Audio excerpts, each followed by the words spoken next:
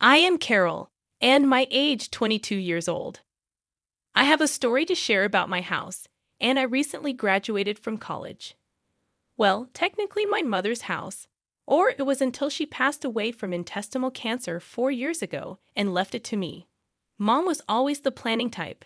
Even before the cancer diagnosis, she made sure everything was in order. She had the house all to herself. Thank God she had the foresight to purchase it before she had even met my dad. She also made sure I was aware of the will. Despite everything she was going through, she told me, "This way, you'll always have a home," in a steady voice.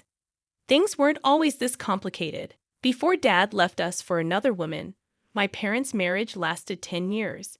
I was 9 when he packed his bags. No drama, no fighting over custody or property. He just left. The only thing he agreed to was paying for my college education. He set up a special account and transferred the entire sum for my future studies right away. That must have been his take on child support. Dad started a new family pretty quickly. Soon after, his wife, Linda, gave birth to their daughter. She's 10 years younger than me. I'd visit sometimes, staying at their rented house, but it never felt right. Linda would be occupied with my half-sister, doing her hair or worrying over her most recent achievement. Dad claimed he had to support his family, thus he was constantly working. It's funny because I no longer truly fit within that category. "Carol, would you like to join us for dinner?" Linda would ask, but her tone always suggested she hoped I'd decline. However, we maintained a friendly relationship by exchanging birthday cards, holiday greetings, and the occasional arranged family meal. In that awkward way that makes your skin crawl, everything was extremely polite and proper. Mom made good money as a senior accountant, so when the cancer hit, she could focus entirely on treatment. I was 14 when we got the diagnosis. She quit her job immediately to focus on fighting the disease. For 4 years, we lived between hospital trips and treatment sessions. Mom never complained. Not once. She just kept fighting, kept planning, kept making sure I would be okay. But cancer doesn't care about plans. She passed away when I was 18, a few weeks before I was set to move to another state for college. The grief hit me hard. I could barely function. That's when Dad astonished me by genuinely stepping up. To help me deal with the loss, he, Linda, and my half-sister temporarily moved in. I was too numb to question it at the time, too grateful for any support I could get. "We'll help you through this," Dad said, putting his arm around my shoulders. Linda nodded along, trying to look sympathetic, while my half-sister explored what was now my house. I had a problem by the end of the summer. I had no idea what to do with Mom's house, which was now my own, and college was just a few weeks away. I couldn't stomach the thought of selling it. But leaving it empty for 4 years didn't seem logical either. That's when Dad came up with his proposal over breakfast one morning. "Carol," he said, pushing his coffee mug aside, "I've been thinking. What if we stayed here? We pay all the bills, maintain the place. You wouldn't have to worry about anything while you're at school." I looked at Linda, who was making pancakes at the stove. She turned around and smiled. "It would be good for all of us," she added.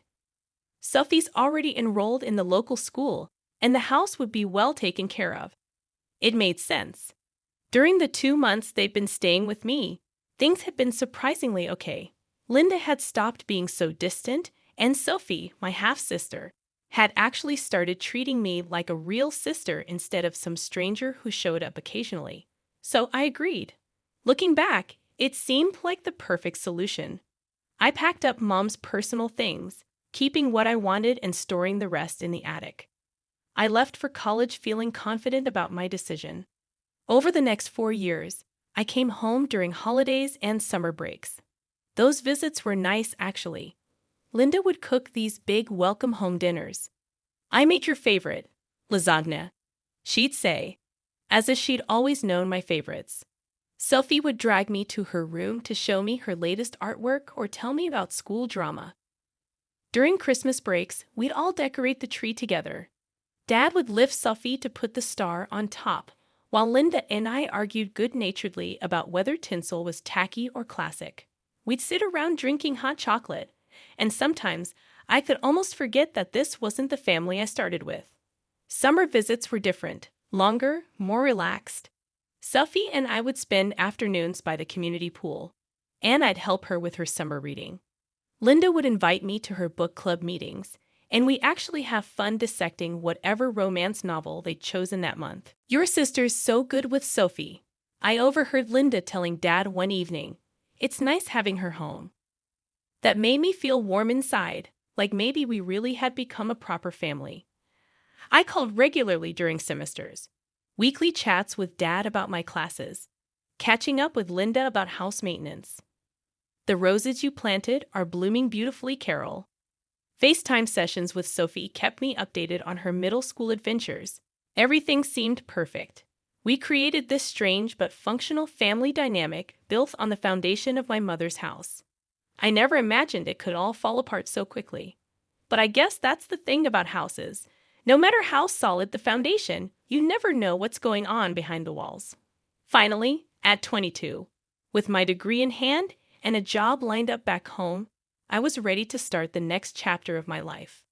I'd already accepted a position at Marshall and Brooks Financial in my hometown. They'd interviewed me via Zoom and offered me the job right away. Everything was falling into place perfectly, or so I thought. The taxi dropped me off in front of my house on a sunny June afternoon. I stood there for a moment, taking in the familiar sight. Mom's rose bushes were in full bloom, though they looked different from how she used to maintain them. The lawn was neatly trimmed, and new curtains hung in the windows. Little changes that had happened while I was away at college. Wheeling my suitcases up the front walk, I reached for my keys with a smile, already imagining sleeping in my old room tonight. But when I tried to unlock the door, something was wrong. The key wouldn't turn. I tried again, thinking maybe I was just tired from the journey, but no, the key definitely didn't fit. "What the hell?" I muttered, trying the key again before finally giving up and knocking on the door loudly. Since it was the middle of the day, they might be watching TV. Linda opened the door, her eyes widening in surprise. She was wearing an apron and had flour on her hands, like she'd been baking. "Carol? What are you doing here?" I wheeled my suitcase inside, noticing Dad and Sophie in the living room, both looking equally startled by my appearance. Sophie was sprawled on the couch with her phone, while Dad sat in his favorite armchair, Mom's old armchair, actually, reading something on his tablet. "What do you mean? I live here," I said, looking around at the subtle changes to the living room decor. Why were the locks changed? Dad scratched his neck, that nervous habit he's had forever. "Oh, that. Yeah, I changed them last month for safety, you know. There were some break-ins in the neighborhood." "You could have told me," I said, trying to keep the annoyance out of my voice. "Or sent me a new key. I mean, this is my house." "We weren't expecting you," Linda said carefully, her arms crossed over her chest. She'd wiped the flour off her hands and was looking increasingly uncomfortable. "Why not? I graduated last week. I told you guys I was coming home to start my new job." I looked between them, feeling increasingly uneasy. Something was off about their reactions. Sophie had even put down her phone and was watching the scene unfold with an odd expression. "Carol," Dad cut in suddenly, standing up. "Can we talk in the office for a minute?" I followed him into Mom's old office. My office now, technically. The room still had Mom's degrees on the wall, her collection of financial reference books on the shelves. He closed the door behind us, and I noticed his hands were shaking slightly as he turned to face me. "Listen, honey," he started, his voice low. "There's something you need to know, Linda. Well, she thinks this house belongs to me." I stared at him, not comprehending. "I told her it was my house," he continued, not meeting my eyes. "That I gave it to your mother and you out of kindness after the divorce, and that after your mom passed, it reverted to me. She thinks she's just been living here because I allowed it." I must have stood there, gaping at Dad for a full minute before finding my voice again. My first instinct was to storm out of the office, and tell Linda everything. Now I understood her surprised look when I showed up. In her mind, I was just some freeloader trying to crash in their house. I have to tell her the truth, I said, moving toward the door. But Dad caught my arm. Please, Carol, he begged, his voice barely above a whisper. Just give me a little time. I'll find us a new place to live, I promise. I just need to figure out how to tell her without destroying our marriage. Destroying your marriage? I hissed. What about what you're doing to me? He pulled a set of keys from his pocket, holding them out like a peace offering. These are for the new locks. Please, sweetheart, just a few weeks. That's all I'm asking. Let me handle this my way. I took the keys, feeling sick to my stomach. Fine, I said finally. But this is insane, Dad. You know that, right? He nodded, relief washing over his face. Thank you, honey. I'll make this right. I promise. But things started going downhill immediately. At dinner that night, the atmosphere was thick with tension. Linda kept shooting me looks across the table, all her previous warmth gone. The woman who used to bake my favorite cookies and invite me to book club now acted like I was a stranger who'd wandered in off the street. More potatoes, Dad? Sophie asked, completely oblivious to the tension. Would anyone mind if I redecorate the living room? Linda asked suddenly, not looking at me. The current setup is a bit dated. I gripped my fork tighter, knowing she was talking about Mom's furniture arrangement. Dad coughed awkwardly and changed the subject. The next morning, I was making coffee when Linda cornered me in the kitchen. She was still in her robe, hair uncombed, but her eyes were sharp and focused. Carol, she said, leaning against the counter. I think we need to talk about your plans. My plans? Yes. When are you planning to look for your own place? She asked casually, like she was asking about the weather. Now that you have a job lined up, you should start thinking about moving out. You're a grown woman now, after all. I took a slow sip of coffee, counting to 10 in my head. Actually, I've talked to Dad about staying here for now. He's fine with it. Linda's lips pressed into a thin line, and for a moment, I thought she might argue.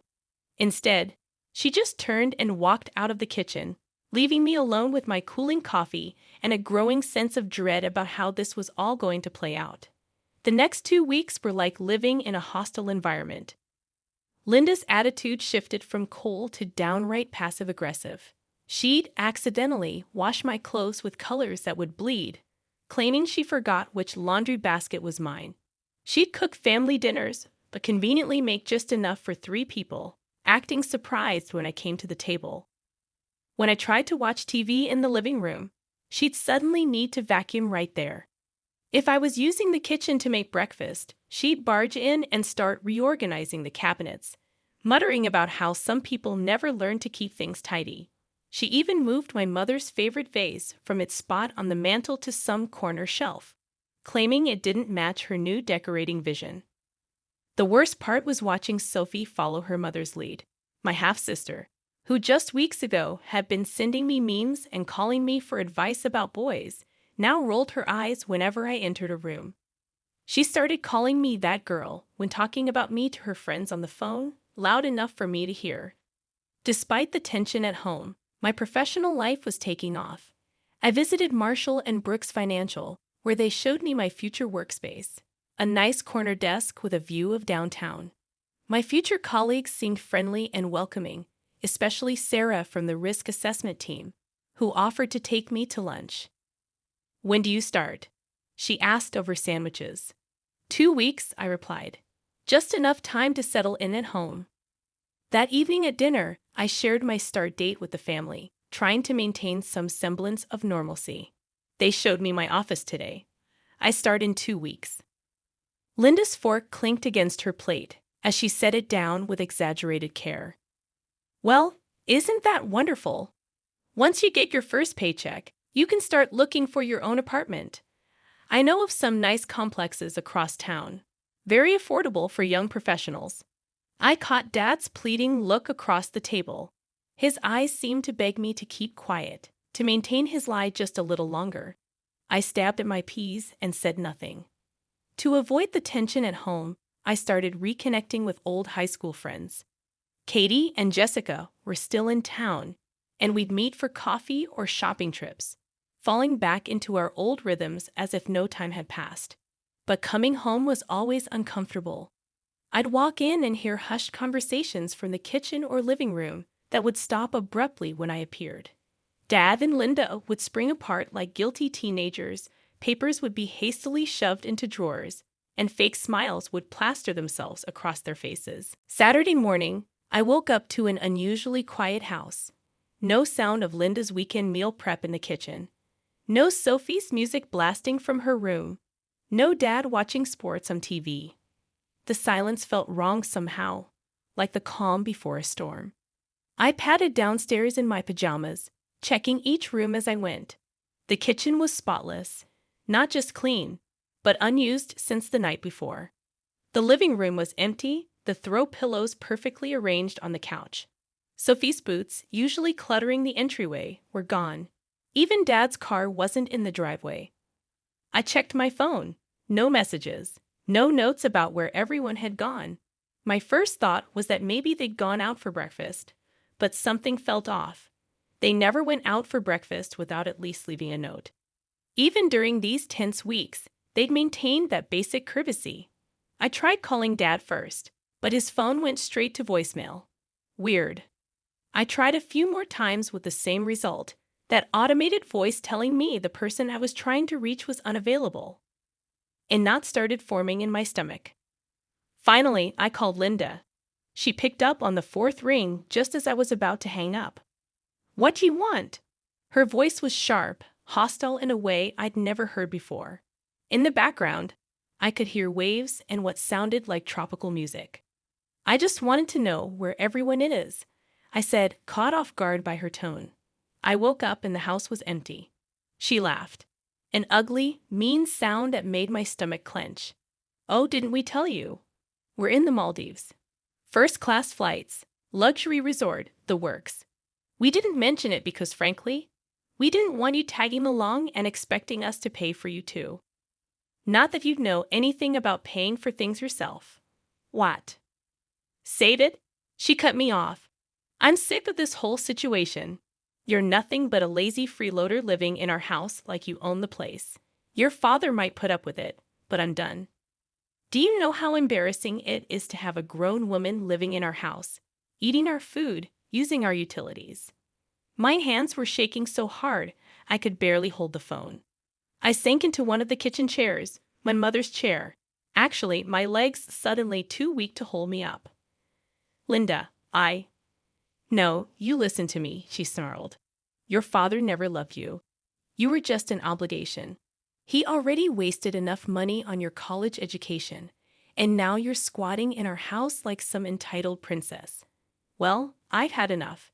Did you think you could just live here forever, mooching off us while we work hard to maintain this home?" I could hear Sophie giggling in the background and Dad's muffled voice saying something I couldn't make out. The betrayal felt like a physical blow. "When we get back," she continued, her voice dripping with venom, "I want you gone. Do you understand me? Pack your things and get out of our house. If you're still there when we return, I'll throw you out myself. And trust me, I won't be gentle about it. I don't care where you go. Live on the street for all I care. You're not our problem anymore. And don't bother trying to call your father. He agrees with me. He's just too weak to tell you himself. We've already blocked your number. Have a nice life, Carol, or don't. I really couldn't care less." The line went dead. I sat in that kitchen for what felt like hours, fury slowly replacing shock. They were living in my house, the house my mother had worked for, had left to me, and they had the nerve to call me a freeloader, to try to throw me out. Well, I'd had enough of playing along with Dad's lies. I blocked their numbers on my phone, my hands still shaking, but now with anger rather than hurt. Then I started methodically going through the house, gathering their belongings, Linda's expensive clothes, Sophie's school stuff, Dad's golf clubs. Everything went into boxes and suitcases. I worked through the entire Saturday, fueled by rage and bitter disappointment. By Sunday morning, I had their life packed up and stacked in the garage. I found a 24-hour locksmith who could come right away. He worked quickly, replacing the locks on all the doors. It cost a small fortune, but it was worth every penny. When he finished, I handed him my credit card, feeling a strange sense of satisfaction as I clutched the new keys. Monday morning, I started my new job at Marshall & Brooks. For 2 weeks, I threw myself into work, learning the ropes, making new friends, trying not to think about the confrontation I knew was coming. I kept their stuff in the garage, but I rearranged the house back to how Mom had it, removing every trace of Linda's decorating vision. Then came that Friday. I pulled into the driveway after work to find them standing there. Dad looking nervous, Linda red-faced with fury, and Sophie hanging back with a scowl. They must have just gotten back from their vacation. Their suitcases were still in their rental car. Linda started screaming before I even got out of my car. "How dare you change our locks? How dare you lock us out of our own house?" I walked calmly past them to unlock the door. Linda followed, still yelling. "We're calling the police. This is breaking and entering. This is our house." I turned to face them, something inside me finally snapping. "No, Linda, it's not your house. It never was. This house belongs to me. My mother bought it before she even met Dad. She left it to me in her will. The only reason you've been living here is because I allowed it, temporarily." Linda laughed, but it was an uncertain sound. She looked at Dad. "Tell her she's lying. Tell her this is our house." Dad wouldn't meet anyone's eyes. He just shrugged his shoulders, slumping. "She's telling the truth. The house, it was always hers." I watched as the truth sank in, as Linda's face transformed from rage to calculation in a matter of seconds. Her entire demeanor changed, like a switch had been flipped. "Oh, Carol, sweetheart," she said, forcing a laugh. "You didn't think I was serious on the phone, did you? I was just joking. You know how I can get sometimes." All that sun and those tropical cocktails went to my head. "Stop it," I said quietly, but she kept going. "We're family, remember? All those nice times we had, the book club meetings, the holiday dinners. We can have that again."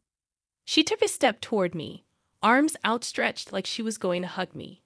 Dad jumped in then, his voice thick with emotion. "Princess, I'm so sorry.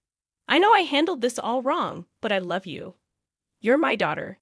Please, can't we work this out?" I looked at him, really looked at him. The father who left when I was 9.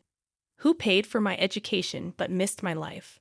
Who lied about my house, my inheritance, my mother's legacy? Work what out, Dad? The fact that you lied to your wife about owning my house? Or the fact that you stood by while she planned to throw me out of it? Linda turned back to me with that same fake smile. "Carol, let's be reasonable. We can all live here together. We'll pay rent." "No," I said firmly. "We can't. Your things are in the garage. Take them and leave."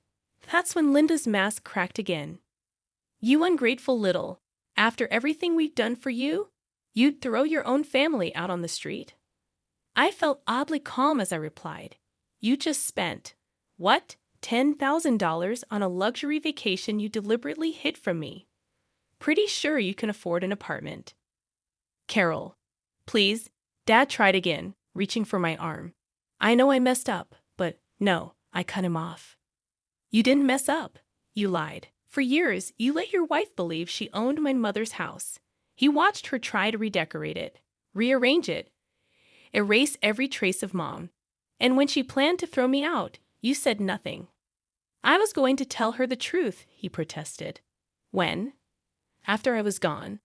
After she finished making my house her home." I shook my head. "I'm done. Get your things and get out." I walked inside and closed the door, ignoring Linda's screams about ingratitude and cruelty.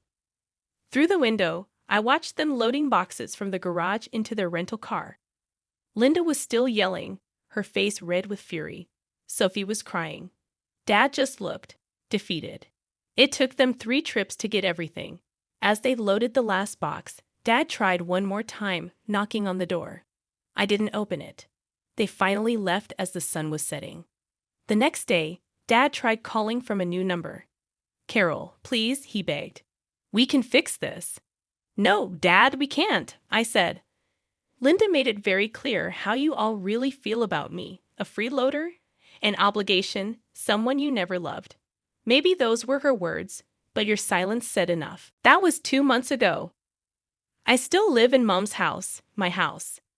I've repainted the walls, planted new roses in the garden, made it mine again. Sometimes I think about them, wonder where they ended up. But mostly I think about Mom and how she made sure I'd always have a home, no matter what. Dad still tries to call sometimes from different numbers. I don't pick up anymore. Some bridges, once burned, should stay ashes. The funny thing is, I'm happier now. My job is going well. I've made new friends at work. And for the first time since Mom died, I feel at peace in this house. Sometimes healing means letting go of people, of lies, of the fairy tale of family you wanted to believe in.